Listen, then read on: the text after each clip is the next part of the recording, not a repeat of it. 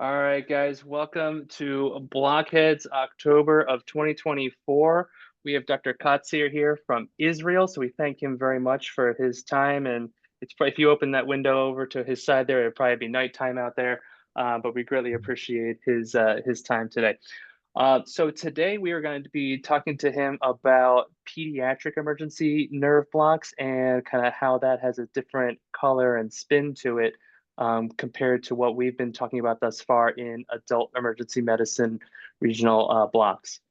So Dr. Kotzer, can you give me a little bit of a background as kind of like who you are and kind of your journey to this subspecialty of regional in the pediatric population?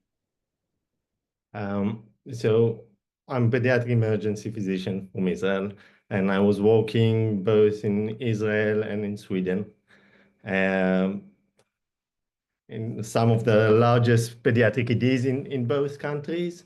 But in the last 2 years, I'm working in a medium-sized pediatric ED uh, in Israel. Um, and I enjoy it very much because I can practice the medicine I believe in because it's a smaller place and regional anesthesia is taking a large part in that. Um, I started the journey with regional anesthesia, I don't know, something like 7 years ago. Um, it was a course of uh, given by an anesthesiologist. Mainly to anesthesiologists. There were some regular ED physician, not pediatric. I think I was the only one there.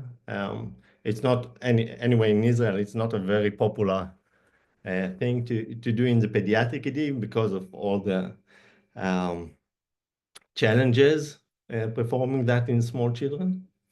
Um, but anyway, I went to that course, and then I said, okay, very nice. I can see how to how it's how the patients benefit from that, but it was very hard to get somebody like a mentor or something like that that I can learn from. I think I tried with anesthesiologists who were performing in children blocks. It didn't work well. Uh, they were not very cooperative in sharing the knowledge. Uh, so anyway, I think I learned most of it just online, a lot from Arun's Island ultrasound site and lectures. Um, and and then I start just performing simple and safe blocks like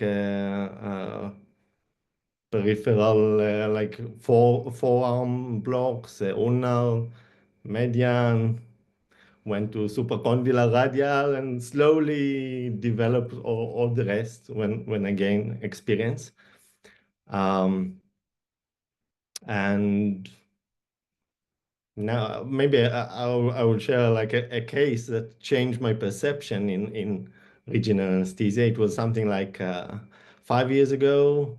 I was working in Stockholm at that time, in Sweden, and I came to a 5 years old girl with a forearm fracture that needed the reduction, and she was very cooperative and talkative.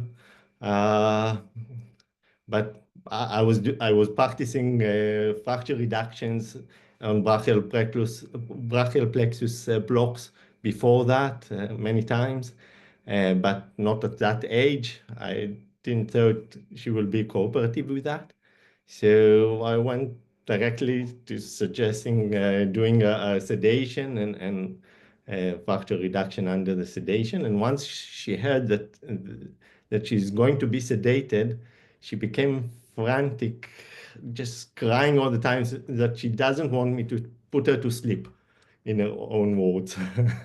So, and because she was before that cooperative uh, Yeah, it's a pretty patient. marked change in her personality with the recommendation of sedation caused her to flip out rather than the needle. That's interesting. It's very interesting, and since then I've seen that many times that children are afraid of sedation. They're afraid of losing control, of going to sleep. I don't know. Maybe I don't know what was in the background because she said, "I don't want you to put me to sleep." So maybe I don't know if she had a dog or something like that was put to sleep, and that was a connotation. I don't know. Oh, geez. Yeah. But anyway, it triggered some very frantic reaction. Um, so then I said, okay, you know what? I can put a small needle in your armpit and put on your upper limb to sleep, and we can fix the fracture. And she said, okay, I'm going with that. 5 years old girl. She Wow. said, no, no problem. And she cooperated amazingly. Um, and later, her parents and she thanked me so much and were so happy that it made me realize the non-obvious advantage in regional anesthesia, especially in children, uh, that when they are not sedated and they are fully awake and they take an active part in the own healing process, in their own treatment, they become empowered by that. Hmm. Hmm. Uh, and actually, since then, I think that my first choice for pain management, for procedures and other things.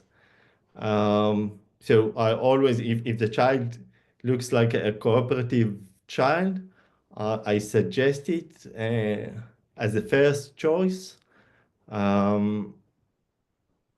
any age that Wow. that I think it can work. Wow. That's amazing. How do you find that the parents react to that kind of change or transition if they're used to, well, I guess they may not be, but how are the parents reacting to these recommendations? Uh, the girl's parents or in general, like, In general, so I feel like parents, when they come into a pediatric emergency medicine department, that they have some kind of trauma, fracture, laceration, or something like that, they're kind of already in their mind picturing that sedation is a possibility.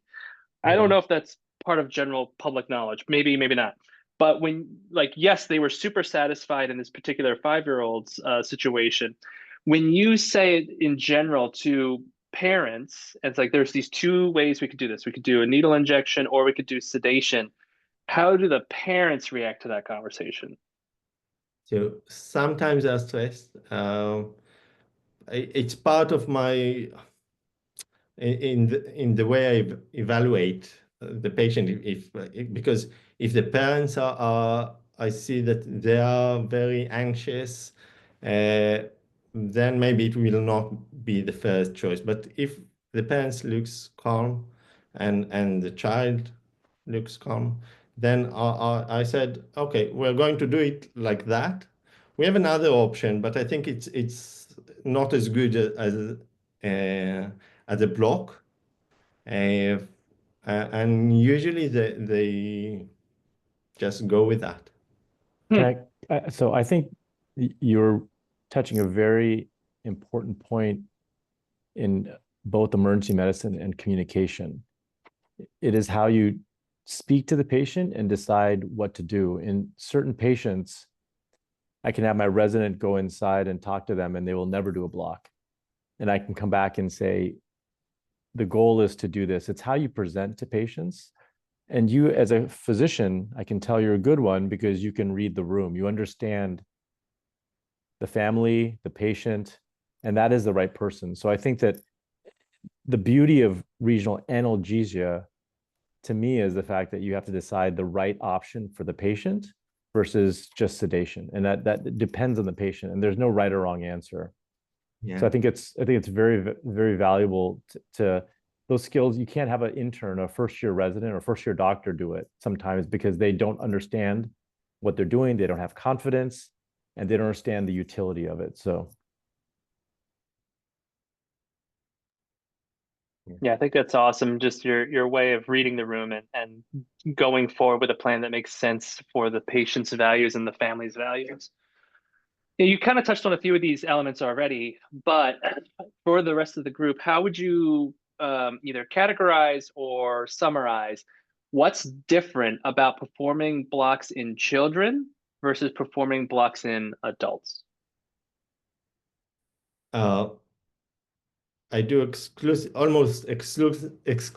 in children, so it's hard for me to tell about adults. But I think if we take teenagers like full adults, uh, though they are not exactly, sometimes it's harder to do blocks in teenagers than in small children. But anyway, there are some technical issues like smaller space to maneuver the needle, uh, smaller amounts of volume, which can be a real issue in small children. Because if you need one of these high volume blocks in a very small child, it will be hard to get to the right volume. Unless you dilute the local anesthetic agent, but it's sometimes it's hard.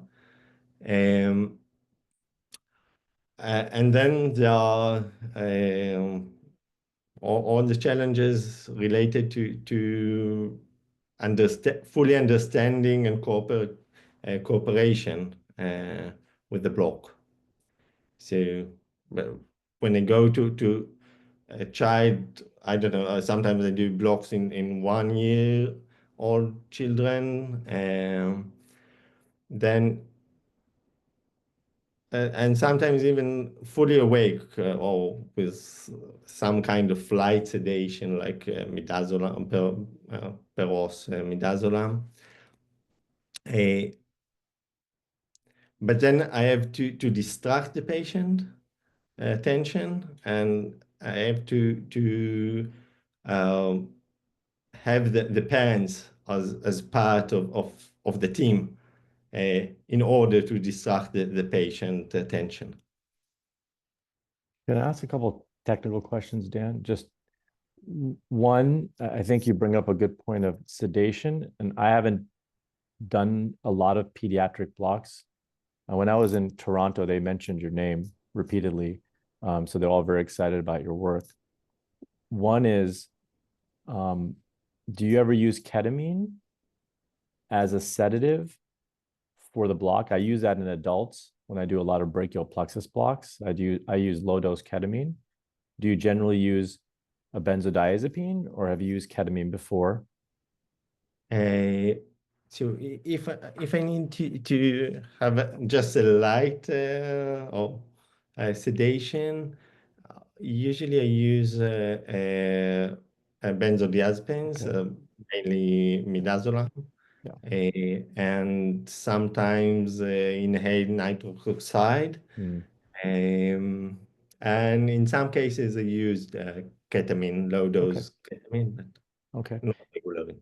For the probe and the needle, you're using obviously much shorter needles, or using the pediatric blunt tip needles, and also are using a smaller footprint probe. We have the 50 millimeter probes. Do you guys are using the 38 millimeter, or are you even using the hockey stick probe? I'd like to know what you're using. Usually I use now in the ED that I'm working now, we don't have the hockey stick. And anyway, I don't like the hockey stick for blocks. I don't know, I have quite a large hand, and it's hard to handle it for a long period. Um, So I use the regular linear or curvilinear in deep blocks, uh, like And 30. the needle length, you're obviously using the shorter needle specifically, or are you just using a 21 gauge? I've used 21 gauge Quinky spinal needles for my brachial plexus, the pediatric size. I use Yeah. that once in a while. I'm curious what needles you're using. Uh, so it's really depends on the block.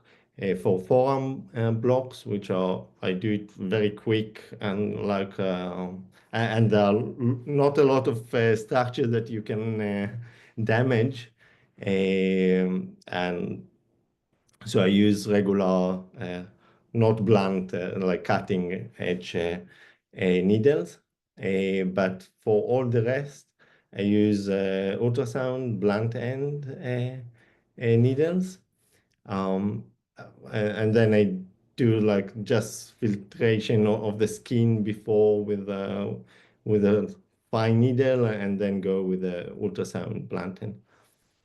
It sounds And for the brachial plexus, I use the adult size or length needles, because one thing that I really hate is when I do the block and you just need another 2 millimeters to to finish the block and you don't have it, and then you have to push hard and then they have pain and you lose them.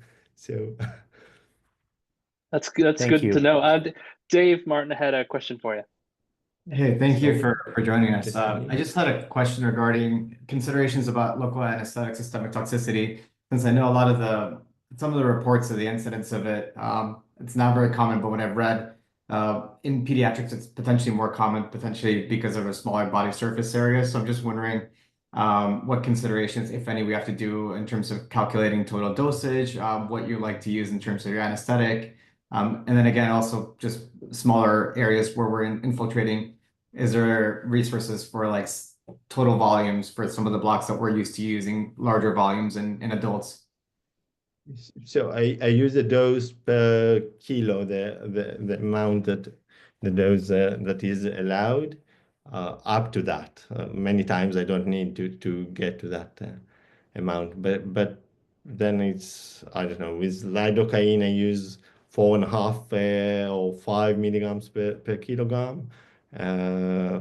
Bupivacaine I use 3 milligrams per kilogram, and actually the I never encountered local anesthetic systemic toxicity last, and there are not a lot of records of that in children, and the cases that it's not in the ED, it's uh, in continuous injections in surgeries,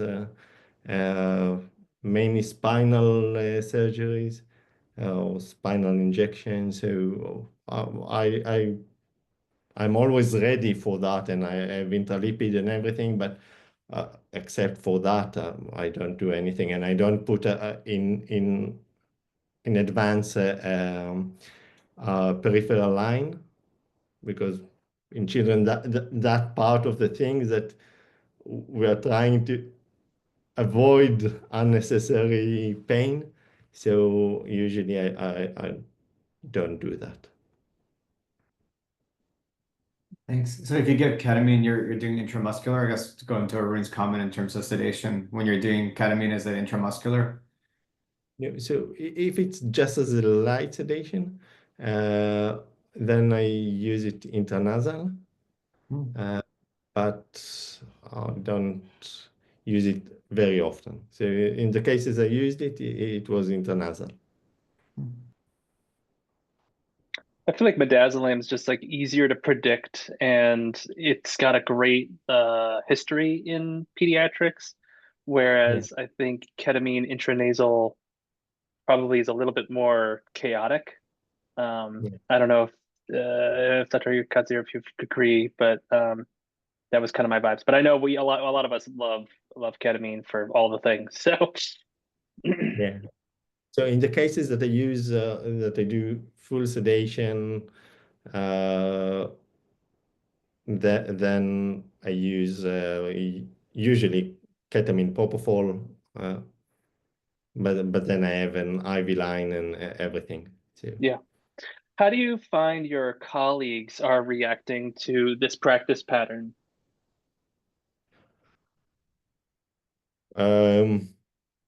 There are,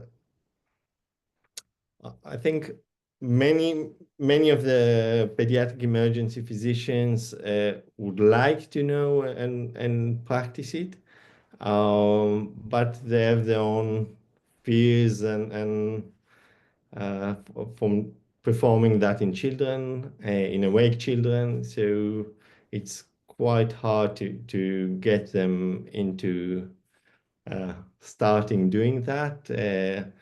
I try to teach. I have a course that I run once in a while for pediatric emergency physicians, and slowly it's getting there, but very slowly.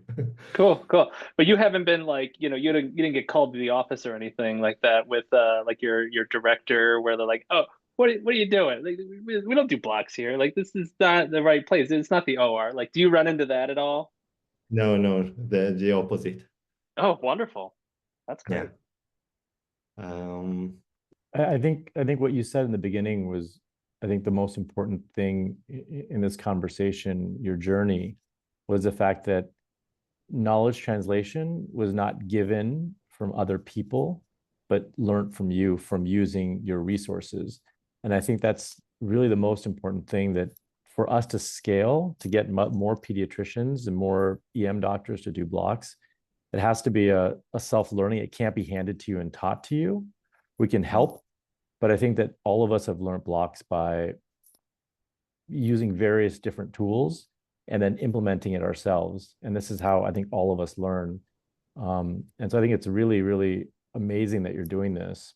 But I think that it leads me to the question is, why do you think more pediatric EM doctors don't do this? It's hard to get that that knowledge and the practical knowledge, that hand-eye needle connection, probe, everything in children, because they are moving, crying. You go there when you start, before you have confidence.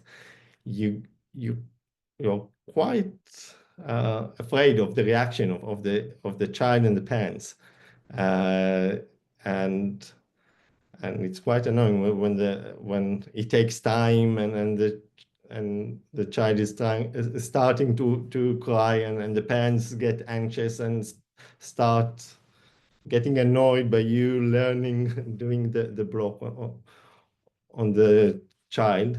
So I think that's the main obstacle in getting physicians to do that.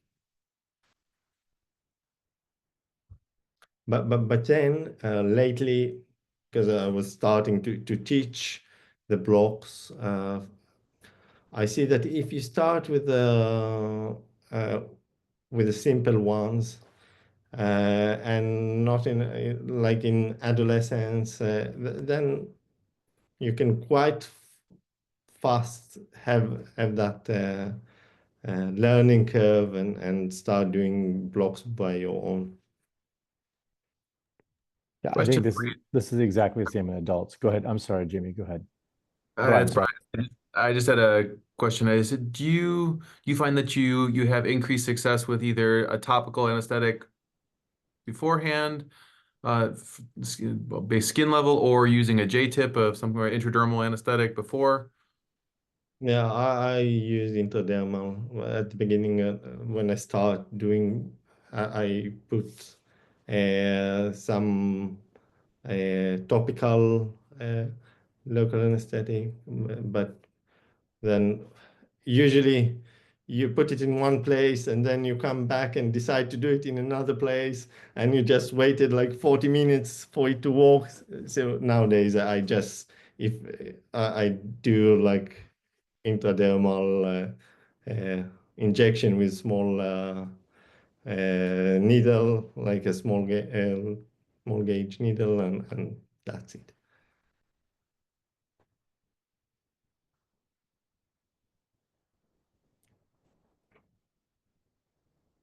Keep opening it up to other questions. Arun, go ahead. Does anybody in this group, have you guys done pediatric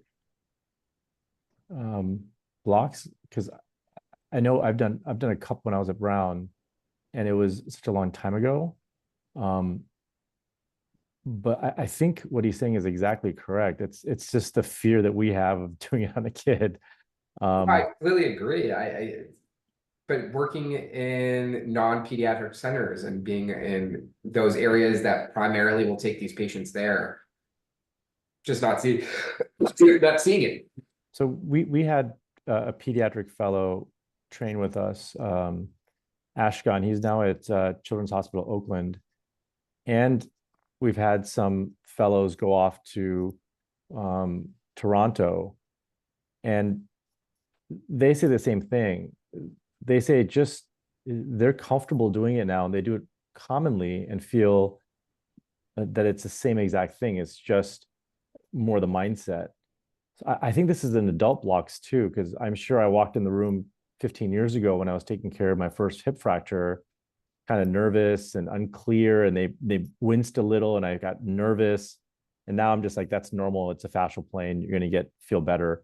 So I think it's just like anything else. My personal belief. Yeah, I totally agree. I think for our site, we have a policy where any BMI greater than 35 can't get sedation. And so to avoid the overnight stay and admission for the patient have a reduction in the operating room, a lot of families and patients were much more amenable to blocks as a way to gain pain control, as well as allow for the reduction in the ER. So that was a big window for us at our pediatric shop. And I did a popliteal sciatic for I think it was a bimal or trimal. And I navigated the PEM fellow through it. They did it, and then ortho performed the reduction. They said, yeah, it was an absolutely beautiful reduction. They had no pain. It was fantastic. Thank you so much for doing this. Because the patient had a BMI that was too high for sedation. So I'm sure there's other various policies out there for other people where blocks can kind of fill in a need, kind of like that. I'm just going to ask a question from the side. So what are the most common blocks that you're doing in Israel for pediatrics, and are you using any adjuncts? So the most common, well, before the talk, I was going over the numbers from the hospital that I'm working now. So in the last 1.5 year, I've been doing like 150, over 150 blocks in awake children in the ED, which is like 1 block per shift. But actually, it's not exactly, because there are shifts that you don't, especially during the winter when everyone is just respiratory illnesses and things like that. So you don't have much to do with blocks. And on the other hand, now in the last shifts, it was something like up to 6 blocks per shift, and in very busy shifts. And still, it's working. It's working really good. And it's something like 60% are forearm blocks, and